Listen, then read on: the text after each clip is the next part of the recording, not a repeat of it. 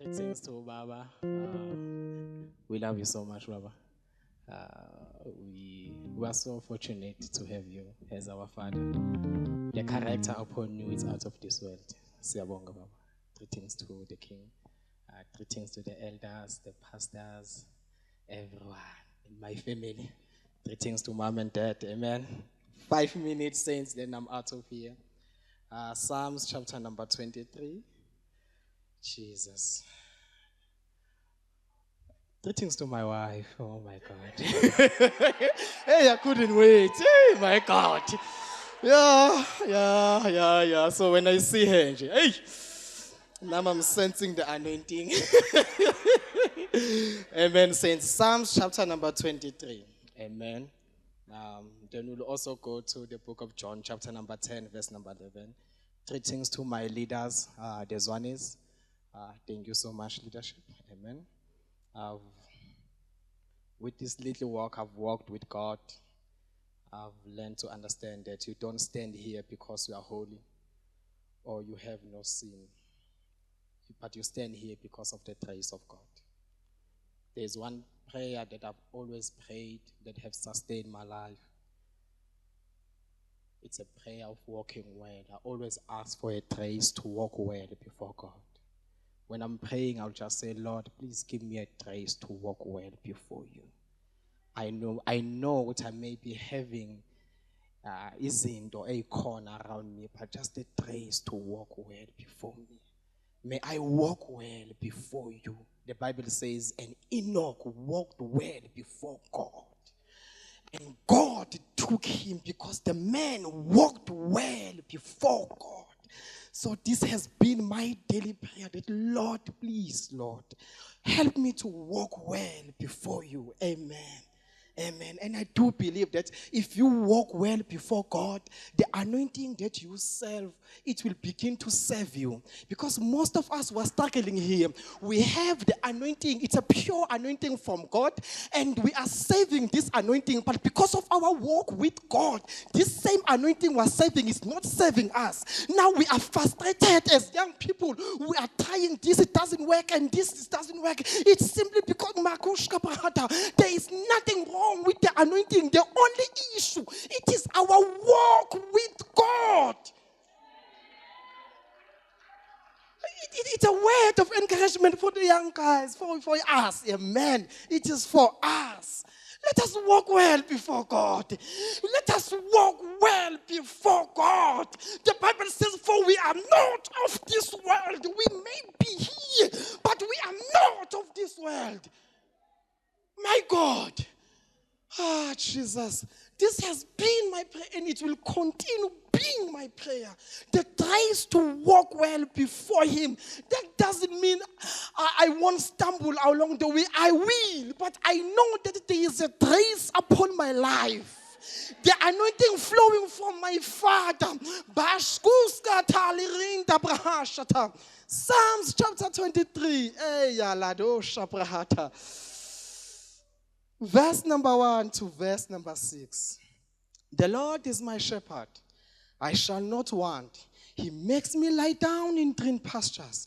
He leads me beside the still waters. He restores my soul. He leads me in the path of righteousness. For His name's sake, even though I walk through the valley of the shadow of death, I will fear no evil. For you are with me. Your rod and your staff, they comfort me. You prepare a table before me in the presence of my enemies. You anoint my head with oil. My cup overflows. Surely goodness and mercy shall follow me all the days of my life.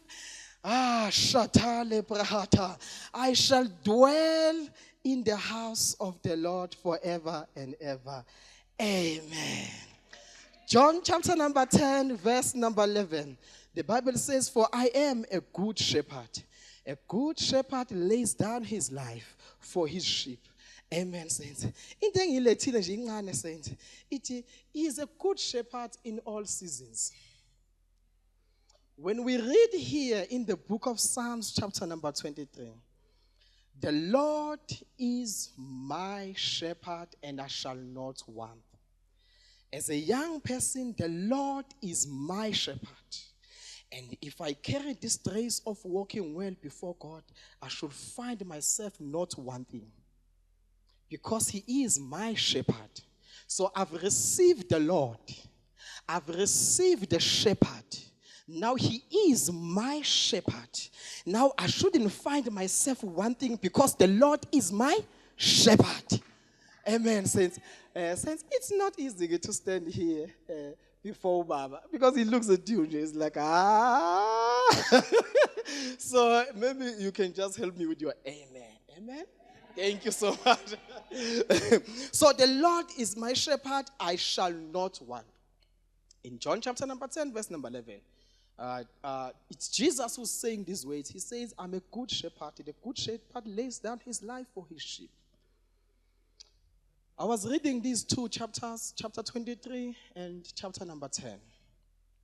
Something set in my spirit that could it be that they were asking God or they were asking Jesus, could it be that Jesus went to the synagogue just like he did in the book of Luke chapter number 4. The Bible says, and he went to the synagogue and he took a scroll and he opened where it was written concerning him. So now in my spirit I was asking, could it be that the similar thing happened where Jesus went to the synagogue, and when he went to the synagogue, he opened the scripture, and where he opened, it was here in the book of Psalms chapter number 23. Because now when you read John chapter number 10, he begins to detail it well. What kind of a shepherd is he? Because there are so many shepherds. He even says, mine, they hear my voice. Because of time, we're going to run, saints. So now,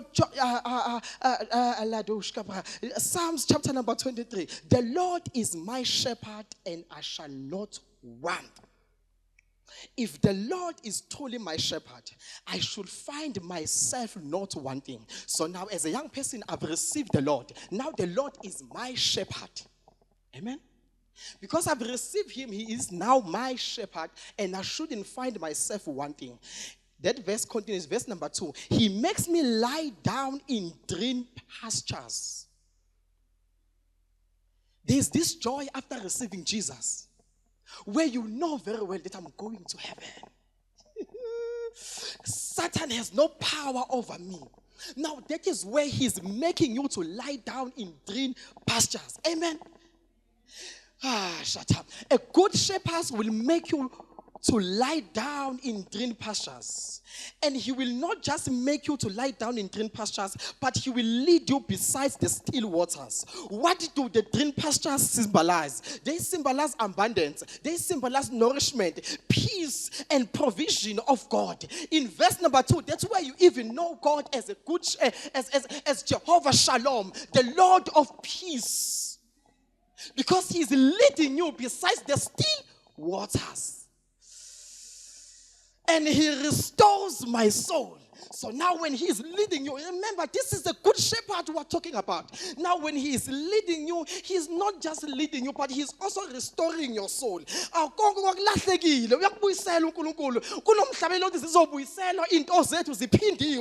you find yourself, even those generational blessings that were lost because of my walk, because of the walk that I was walking, which was not holy before God. But now because you have received him, and you are walking well before him, you begin to receive all these things. He begins to restore your souls. And he doesn't just restore you, he leads you in the path of righteousness. That is verse number 3.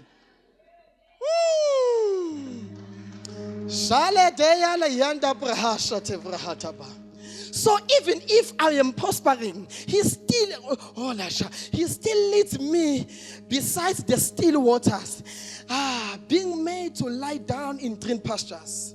My soul will still need restoration. He still leads me in the path of righteousness for his name's sake. A man can prosper and lose the presence of God. That is why he leads me in the path of righteousness for his name's sake. A breakthrough from God can still take you out of the presence of God. But for his name's sake, He makes sure that your soul is restored, and he leads you in the path of righteousness. Jesus doesn't only lead us into the path of righteousness for his name's sake, but he also leads us into the valley of the shadow of death.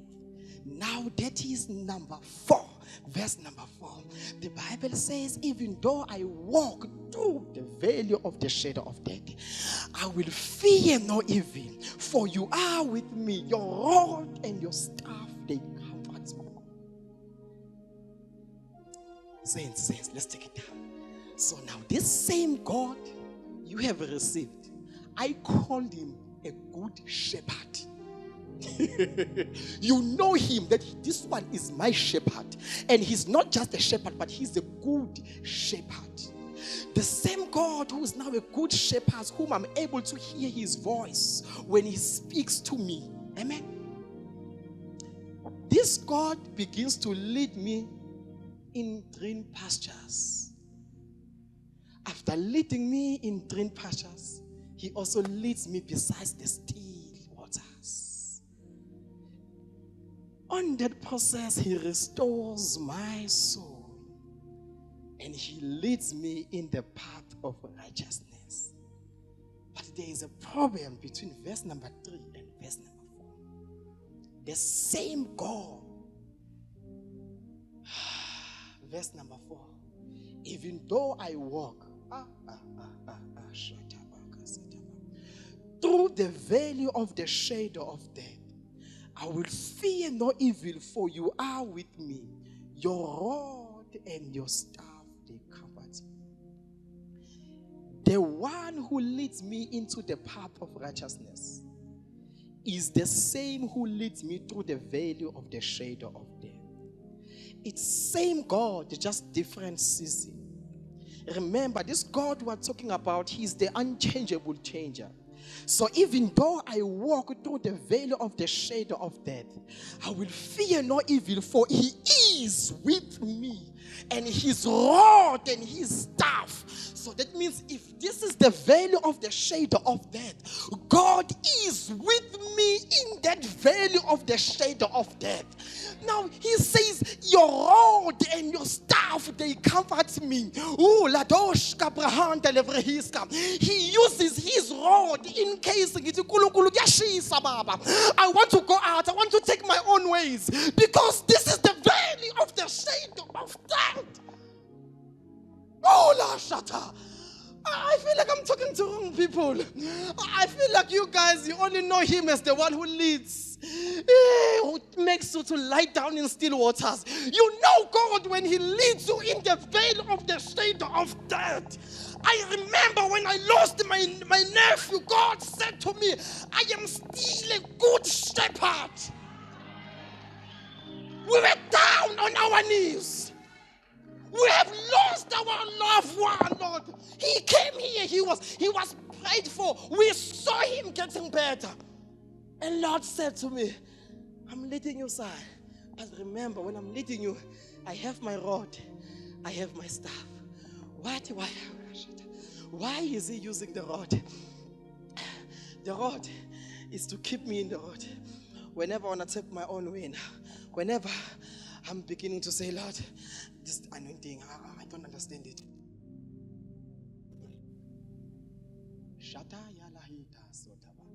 How could I lose my wife? How could I lose my son? Even though I walk through the valley of the shadow of death, he uses the rod to keep me in the same valley, not to take me out.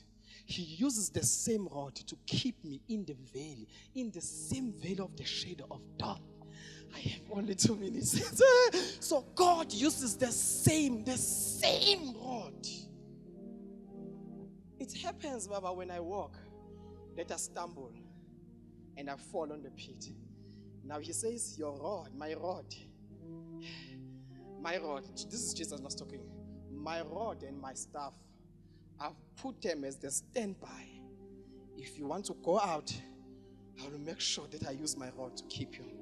But son, if you stumble and fall into the pit, I will use my staff to lift you up. I will use my staff to lift you up.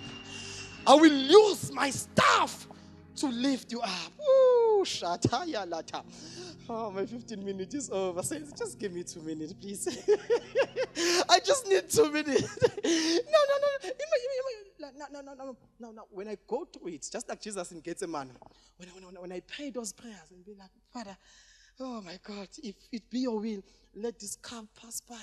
Let this cup pass by. If be your will, Lord, I'm tired. Can this cup pass by? Because we think Gethsemane, it's where it all ends. There's still a toss. But after the toss, he prepares a table before me in the presence of my enemies. And he anoints me. He doesn't just anoint me, he anoints my head with oil. And my cup overflows. There is always an anointing on the other side. 2 Corinthians chapter number 4, verse number 7. We have this treasure hidden in the earthen vessels. Remember, the treasure is hidden inside the earthen vessels. So all these things, including the valley, they are all coming to break the earthen vessel for the treasure. Let me just read the last verse. Surely goodness and mercy shall follow me all the days of my life, and I shall dwell in the house of the Lord forever and ever. Thank you so much, sir.